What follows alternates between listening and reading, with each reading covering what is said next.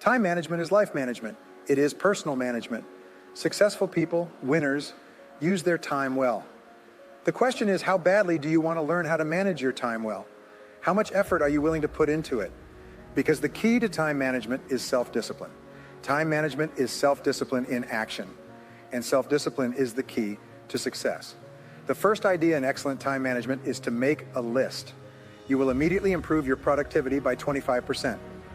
Make your list for the week, the Sunday or the Saturday before, and make your list for each day the evening before. Always work from a list. If you make a list the evening before, the subconscious goes to work on your list while you're asleep. You wake up in the morning with insights, ideas, intuitions, answers that will make your day more productive. If you don't have a list, it's like driving down the street in a car with no steering wheel. You just drift. The most important reason for using the list, though, is that when you use a list and you work down the list and check things off, each time you check something off on a list, it gives you a feeling of accomplishment. Point number 2, use the ABCDE method. A is a must-do. Really unhappy, serious consequences if you don't do it. It's something you must do. B are things that you should do. Return a phone call, check your email. C activity is something that's nice to do. The rule is never do a B when there's an A left undone, never do a C when there's a B left undone. You'll find that most of your C activities will just die away because they're completely irrelevant to your life. Now D is something that you delegate. Delegate everything possible to free up time for the few things that only you can do that will really make a difference in your life. Now the third point, I call it the law of 3. There are only 3 things that you do in work that account for 90% of your value. And the way you find those 3 is you make a list of everything you should do in the course of a week or a month. You'll find that you do probably 10 or 20 things and you write them all down. You go over the list and you ask this magic question. If you could only do one thing all day long, which one activity contributes the greatest value to your work, the greatest value to yourself, the greatest value to your life? Now you'll know that because it'll pop off the page. The second thing you do is you then see if I could only do 2 things all day long, which would be number 2 and number 3. May take a little bit more thought, but if I could only do 3 things all day long, what would they be? Then as you look at that, you'll see that if I just did these 3 things all day long, I would contribute more value to my company than everything else I do, because everything else is in the 10%. If you don't know what these 3 things are, you're in great danger of wasting your career. Do fewer things, but do more important things, and do them more often and get better at them. The key to success is always asking this question: what is the most valuable use of my time right now? That alone would be enough to make you an effective, efficient person. That alone would be enough to increase your productivity, your performance, your profitability, your rewards by 10, 20, 30, 40, even 50%. Now, the fourth principle for effective time management is to write it down. You're going to keep a diary of your activities, and you're going to be amazed by the distractions, detours, and downright waste of time that you come up with during the course of a day. Forces you to see what you're actually doing and what you're not doing. Just buy a little spiral notebook that you can easily carry in your pocket. When you go to lunch, when you drive across town, when you go to the dry cleaners, make a quick note of the time you began the activity and the time it ended. At least once every 30 minutes, and you should keep this up for at least a week. You will naturally and effortlessly begin to reorganize your life. Perhaps that seems like too much to believe, but it's true. Just try keeping a time diary for 1 week, and you'll see how it can revolutionize your ability to focus and achieve your goals.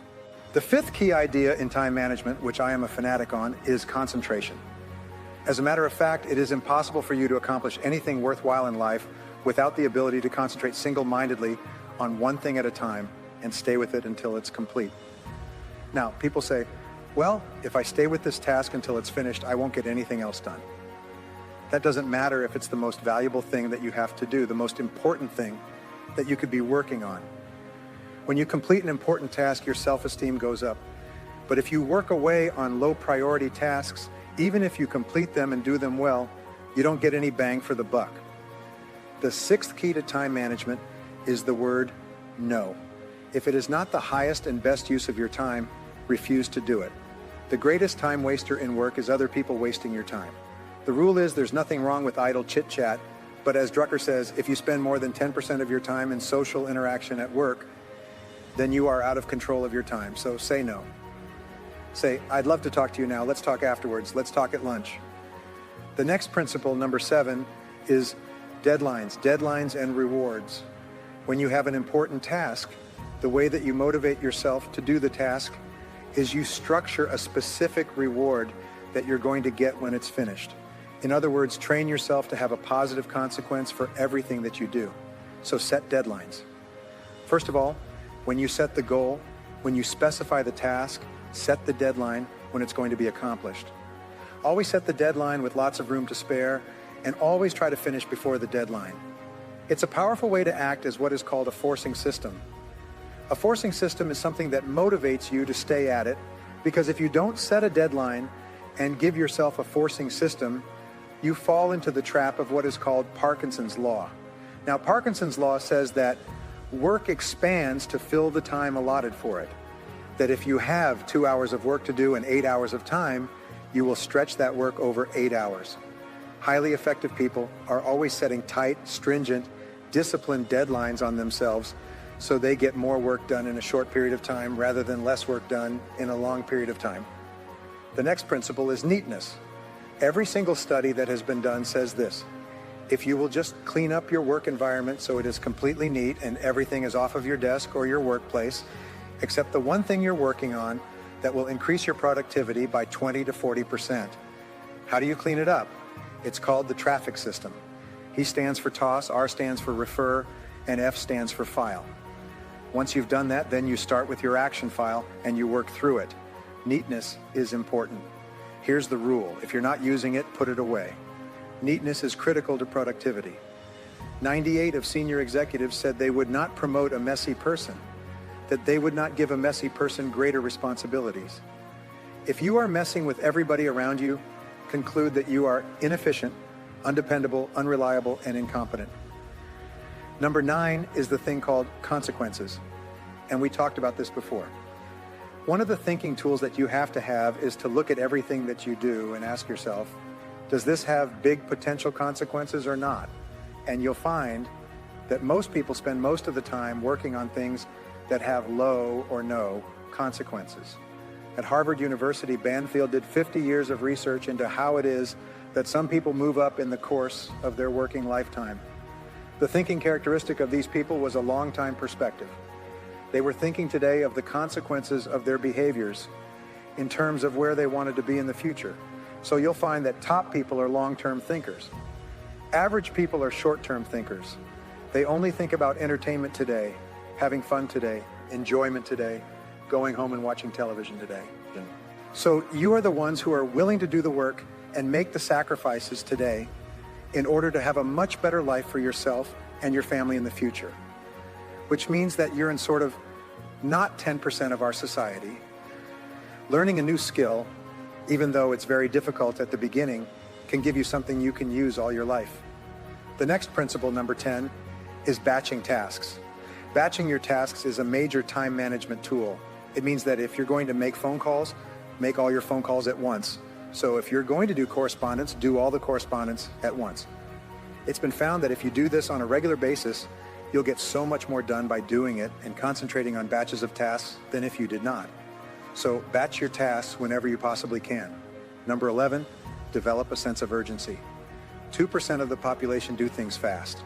2% of the population have a bias for action. Until in Tom Peters' wonderful book, In Search of Excellence, he says, all the excellent companies have a bias for action. The excellent companies you call up with a problem or complain, bang, there's somebody back to you in 2 minutes. So develop a reputation for speed and dependability, and your future will just open up in front of you. And if you'll develop that habit of working fast, that sense of urgency, act now, do it now, do it now, do it now. In selling especially, if somebody calls you up and has a question, get back to them now. Somebody has a problem, get back to them now. Somebody needs something, move on it quickly. If you have to forego coffee breaks or lunch or something else, move fast. If you develop that reputation for speed, it will be worth a fortune to you. All the excellent people, all the high performers have a sense of urgency. Okay, the next principle, delegate. Delegate everything that you possibly outsource. Have somebody else do it. Do not waste productive time dropping off laundry, getting your car washed, mowing your lawn, cleaning your house. Do not waste your productive time doing things that you can hire people to do for $5 or $10 an hour is that if you cannot delegate, if you cannot get other people to do things of lower priority for you, you cannot grow, you cannot develop, you cannot be successful. When you delegate, here are the keys. First of all, think through what you want done, write it down. Second of all, pick the right person to do it. Third of all, make it crystal clear what you want done and when you want it done. And fourth of all, check, review, inspect, keep on top of it to make sure it is done on time. Never assume that anybody or anything will be done on time unless you check on it yourself. The next one, number 13, is called work simplification. Today, it takes less than 3% of the farm population to feed the other 97% in the cities and half of the world besides. As a matter of fact, every great advance that has been made since the Industrial Revolution has been towards simplification. Always be looking for ways to do tasks faster, easier, cheaper, quicker, better. As a matter of fact, over and over again, individuals have put their careers on the fast track by finding ways to streamline existing processes. Here are the 6, maybe 7 key ideas. If you want to get more done in a given period of time, or if you want to get more done, period, you can do 1, you can work longer. Number 2 is you can work faster. Number 3 is you can do fewer things but do more important things, higher payoff tasks in the same period of time to increase your productivity. Number 4 is you can do things that you are better at. Another thing that you can do is make fewer mistakes. If you make fewer mistakes, you will get far more done within a certain time frame, maybe within that time period. And the last thing, which many people miss, is doing things together, teamwork. Putting a group of people together to work on a complex project can sometimes get the project done in 2 hours, whereas it would take another individual 8 or 9 or 10 hours. Those are the keys. But work simplification means always finding faster, easier, newer, quicker, cheaper, more efficient ways to do what you're doing. So the final point that I want to make, as Peter Drucker said, you cannot manage time. You can only manage yourself. And time management is really personal management. And then I realized that time management was not a planet that revolved around the sun of my life. Time management was the planet of my life, and everything else in my life was a planet that revolved around it. Time management is the ability to control the sequence of events, to decide what you do first, what you do second, what you do third, and what you do not do at all. All of life management, all of time management, all the quality of your life, and all your happiness and health and wealth, and everything that happens to you will be determined by the sequence of events that you choose. When you come home at night, don't turn on the television. Speak to the people who are there, communicate, talk to them, and rebuild relationships. What do most people do, men especially? Turn on the television. As soon as you turn on the television, all family communication stops. It's all over. And sit there and watch television because you may be physically present, but you're mentally and emotionally absent. These are all things that you can learn. And when you learn these things, the quality of your life explodes.